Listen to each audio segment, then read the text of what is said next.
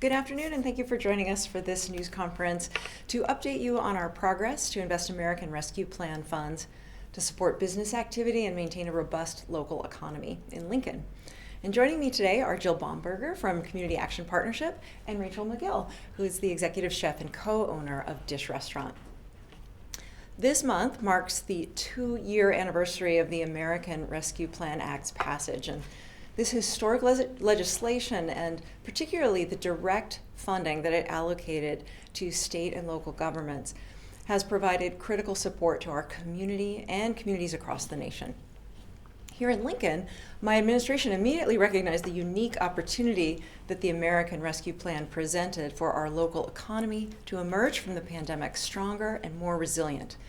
Even before we received our local American Rescue Plan allocation, we had in hand a blueprint to guide its successful implementation, thanks to the Mayor's Economic Recovery Task Force, through which we convened local leaders to develop strategies to support Lincoln's economic recovery and renewal. And with that direction and input from our residents, employers, and public and private sector partners, the city has strategically deployed our American Rescue Plan funding in ways that are earning the city national recognition for our economic recovery, and more importantly, achieving meaningful results for our community members and our businesses. Today, I'm pleased to share more details on the uses and impacts of the funds that our city has invested to support business activity and our local economy. Okay, it's a list, get ready. Our investments include $12 million in workforce development grants to create or expand the capacity of 6 nonprofit organizations to offer workforce training in high-demand fields. And to date, 231 community members have enrolled in a workforce development program operated by our grantees. 44 individuals have completed their program, and program participants are already securing jobs in their desired fields and increasing their incomes. All right, we've invested $1.5 million to support the construction of our new American Job Center that is now located in the heart of downtown Lincoln and is already connecting job seekers to employment opportunities.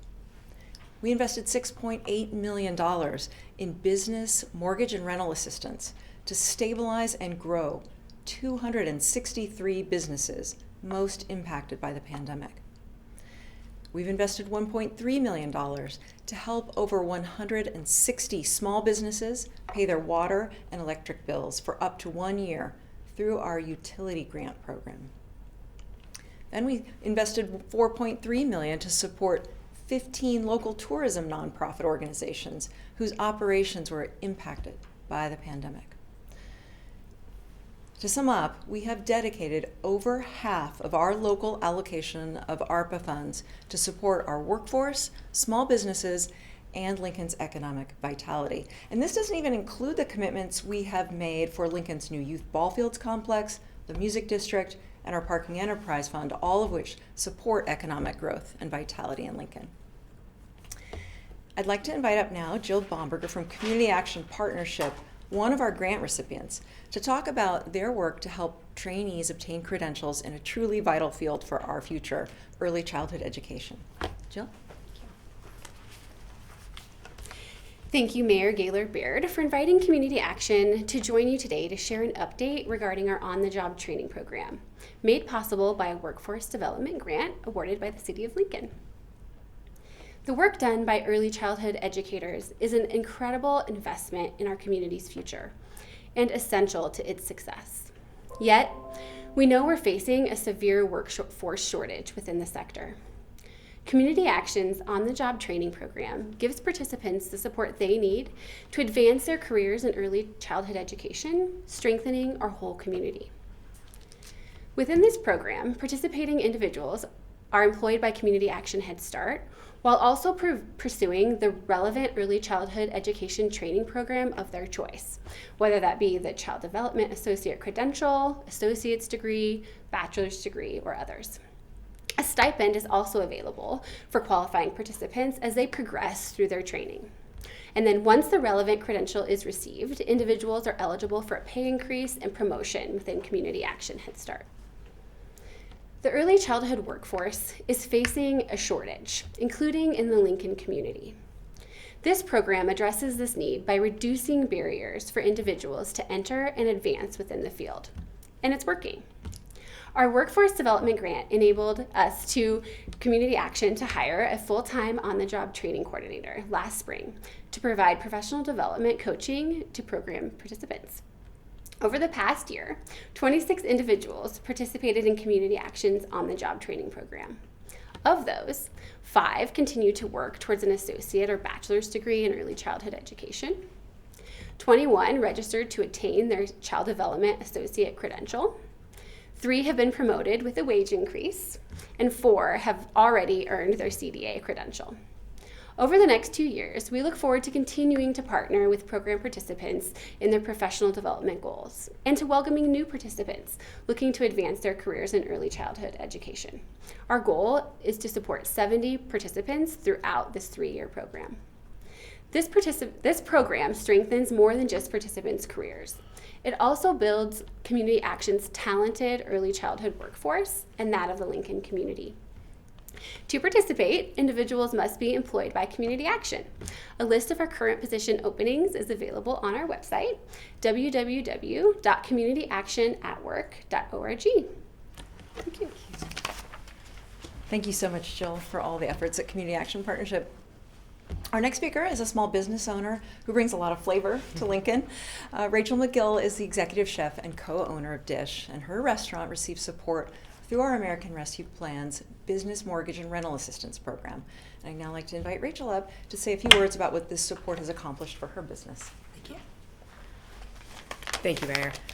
As a downtown business, we suffered losses during COVID on a lot of levels, from the lack of university business, limited performing arts events, the sweeping shift to working from home that took people out of the office buildings and banks downtown, and that shift remained more permanent than we expected to. This rent grant, allowed us to feel some of those losses a little bit less. It allows us to know that we were going to be able to make ends meet at the end of the month because we didn't have that heavy rent burden for a few months while we continued to pivot and rebuild. It gave us breathing room. We felt like we could hire again. We felt like we could keep up with the increased busyness of people coming back out and feeling comfortable dining again. It allowed us time to rebuild our foundation. We didn't have to grind quite so hard just to keep our doors open. I know that without grant programs like this, Dish would not have been able to stay afloat. I'm so grateful for our community's leaders and to the mayor specifically for seeing the struggle that we and so many other restaurants and small businesses were facing and taking decisive action to enact whatever change they could during such a terribly difficult time for our community. Knowing that we could trust the public's health and safety were priorities to our city leaders allowed us more freedom to try new pivots and new ways of staying in business. The growth that we've seen from these pivots has been inspiring and impactful. Thank you, Rachel, and to your team at Dish. Thank you. The investments made possible through our American Rescue Plan allocation have provided immediate direct relief to support our local economic recovery. At the same time, we will continue to invest in our families, our local businesses, and our workforce in ways that solidify Lincoln's economic vitality and resilience far into the future. Supporting so many community members and businesses through these workforce development and economic renewal programs requires care, expertise, and oversight. And our city's American Rescue Plan Compliance Administrator, Grace Wilner, deserves a lot of credit. She provides all 3 of those qualities in spades, and we truly appreciate her efforts to facilitate this meaningful support to our community. Thank you so much, Grace. To learn more about the meaningful support offered by our American Rescue Plan funding investments, you can visit lincoln.ne.gov/ARP. With that, we'd be happy to open things up to questions from the media. And Grace is also here to answer any program-specific questions. I think I'm Oh, you're good? Yeah. Okay, wonderful. Yes, Anthony. So, question.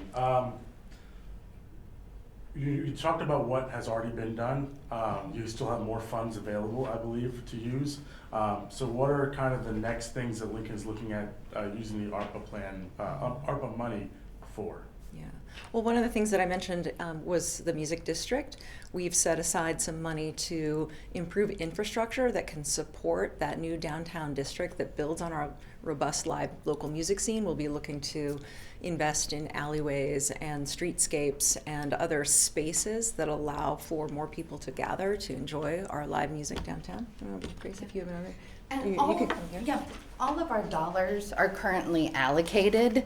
That can all be seen on our website. So although we have 6 training programs going on, we've only spent about $2.5 million of that 12 million that's allocated. So we have a lot more to go on some of those programs. We also have the Lincoln Ball Fields that's coming up. Again, sort of everything has been allocated, but we have money to spend in the next 2 years.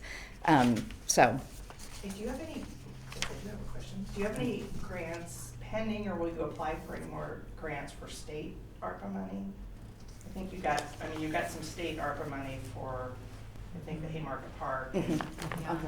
Well, right, so we have a huge ask for one of our most important public works project going forward, which is the second water source. And right now the legislature is considering our ask. We've worked with our partners at the state legislature, in particular Senators Anna Wishart and Senator Elliott Bostar.